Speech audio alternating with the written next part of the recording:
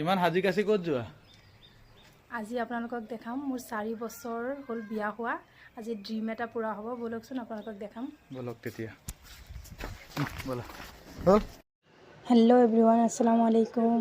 সকলোৱে ভালে আছে? ময়ো ভালে আছোঁ আলহামদুলিল্লাহ। আপোনালোকৰ কথাটো ক'লোঁ মানে মোৰ বিয়াৰ 3.5 বছৰ হৈছে। জানুৱাৰীত 4 বছৰ কমপ্লিট হ'ব।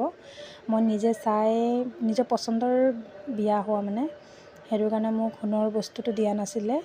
আজি শহুৰ আব্বাই ক'লে গ'ল্ডৰ বস্তু আনিব যাবলৈ। তো এইফালে চাওক আমি ওলাই গ'লোঁ যাবলৈ যোৰহাটত সোণমণি জুৱেলাৰী দোকান এটা আছে, মানে শ্ব'ৰুম।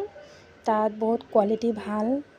তো আমি তালৈ ওলাই গৈছোঁ আৰু এইফালে চাইছেনে আমি আহি সোমাই গ'লোঁ। চাইছে ইমান ধুনীয়া ধুনীয়া বস্তু ডিজাইন দেখাইছে নহয়, আপোনাৰ মানে তাত গৈ কনফিউজ হৈ গ'লোঁ কোনটো ল'ম, কোনটো ধুনীয়া লাগিছে, এনেকুৱা হৈ গ'ল। মানে আমাৰ ছোৱালী মানুহৰ প্ৰব্লেমেই সেইটো।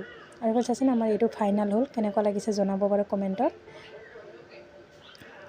আৰু এইফালে চাইছেনে ষ্টাফখিনি ইমান ভাল। আৰু দাদা এজনে এড্ৰেছটো কৈ দিব চাওকচোন।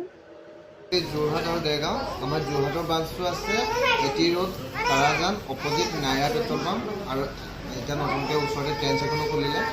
আৰু আমাৰ এটা ব্ৰাঞ্চ দেৰগাঁও ব্ৰাঞ্চটো হ'ল নিয়ে কাঞ্চা হোটেল আৰু BOC। আৰু আমাৰ এইফালে লৈ মেলি হৈ গ'ল। আমি ওলালোঁ। আমি 2টামানত গৈছিলোঁ। আমাৰ লৈ আহোঁতে ৰাতি 8:30মান বাজি গ'ল। আৰু ষ্টাফখিনি ইমানেই ভাল।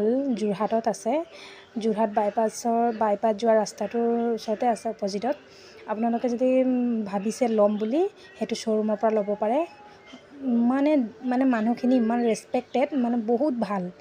এইফালে চাইছেনে বায়ে আৰু মা গৈছে আগত, আৰু এইফালে আমি ওলাই আহিলোঁ। দিৱালীৰ কাৰণে ইমান ধুনীয়াকৈ সজাই থৈছে। আৰু আমি ওলাই মেলি হোটেলত কিবা এটা খালোঁ। সেইখিনি আপোনালোকক দিয়া নহ'ল যেনিবা, দেৰিও হৈছিলে আমাৰ। আৰু এইফালে চাইছেনে আমি গাড়ীত আহি আছোঁ ঘৰলৈ।